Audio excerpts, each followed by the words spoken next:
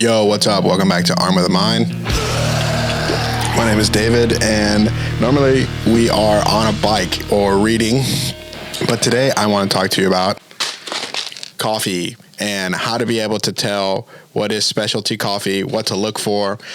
We drink a lot of coffee on this channel, specifically specialty coffee, but how to separate that from all the bags you see at Walmart or at Target or whatever. And I'm going to give you a couple things to be able to tell. There's a lot of well-meaning people in my life that know that I love coffee, and so they get me coffee. My family is Hispanic, and we have a lot of friends that live in Latin America, South America. They always bring me coffee from their countries. These countries have really good coffee, but they always bring me the worst coffee, and it feels rude to tell them I won't really drink this. Really funny story. I had a friend from Costa Rica. He came visit our family. He's a long family friend, brings me this big thing of coffee, and he's like, oh, this is really good Costa Rican coffee, gives it to me. Because of these things that I will tell you, I just knew I'm not going to drink this coffee. His brother-in-law is with him, who owns a coffee farm, and we start talking, and he goes, you know about good coffee. I can tell you're not going to drink that he gave you. And in Spanish, he tells his brother-in-law, take this back. He's never going to drink this dumb coffee. He knows about good coffee. So I want you to be a person that knows about good coffee and what to look for. Or maybe you want to get some coffee, you're a parent for your kid, and you keep getting them bad coffee that they're not drinking. I want to help you do that. So here you see all the coffees at Walmart. And one of the big things is, number one, most specialty coffee isn't going to be sold at these big box stores. On the rare occasion, I have found some good coffee at Target. Shout out to Target. When I'm in a crazy need, I will go here. It's going to be best to get your specialty coffee from a local coffee shop.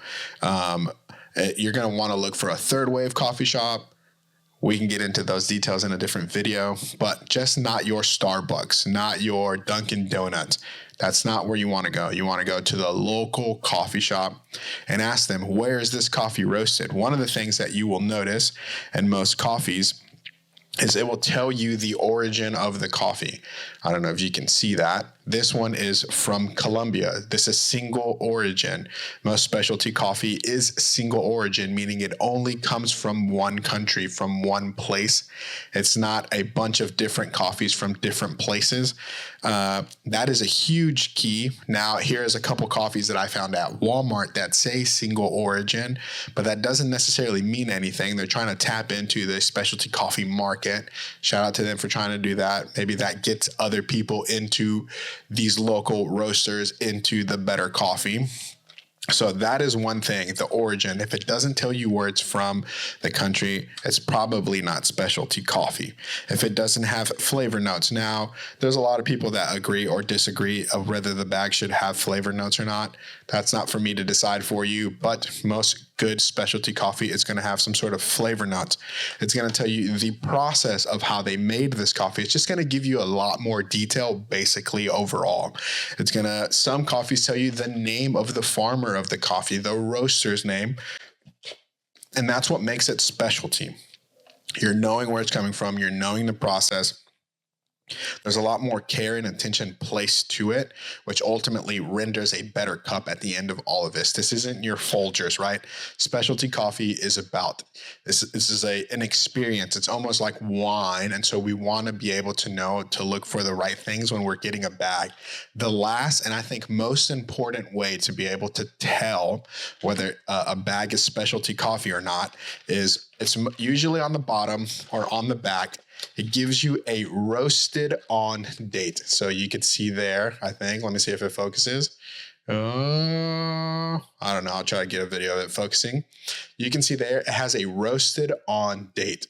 Most coffees at the big stores are going to have a sell by date. Those are huge, two big different things. A roasted on date means they want you to have it fresh.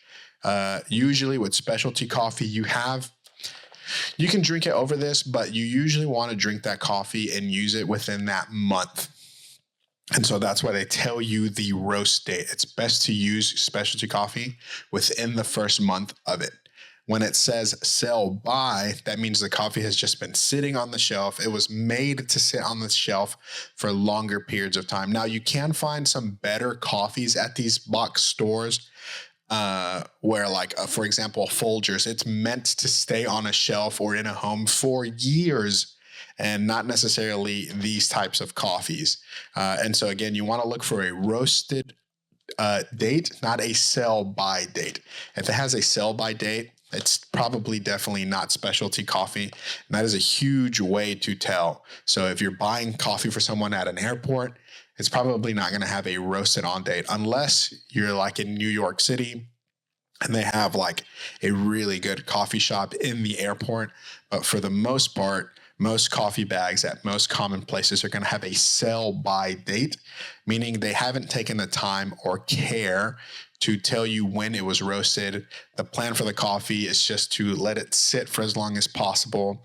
Now, again, there is the rare occasion, like I said, at a Target, I have been able to find counterculture, and it will have both a roasted on date and a sell by date. And I'm trying to get as close as possible to the roasted date. And then the last and most helpful tip is try to always get beans, whole beans. You want specialty coffee needs to be ground every morning, every time you make coffee. Now, again, there's a rare occasion you're traveling, you're going to be in a place for a week. It's fine to get ground.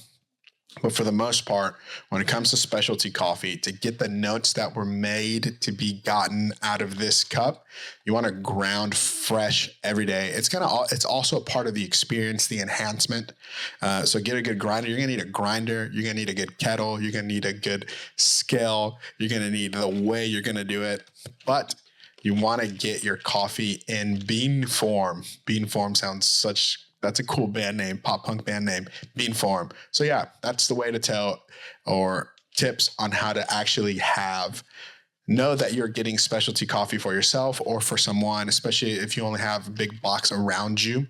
But yeah, for anything, let me know if you have any questions in the comments. Again, I'm not a coffee expert. I just really like coffee and I like enjoying coffee, and I hope that you do too. Go out for a bike ride, drink some coffee, read a book. Life can be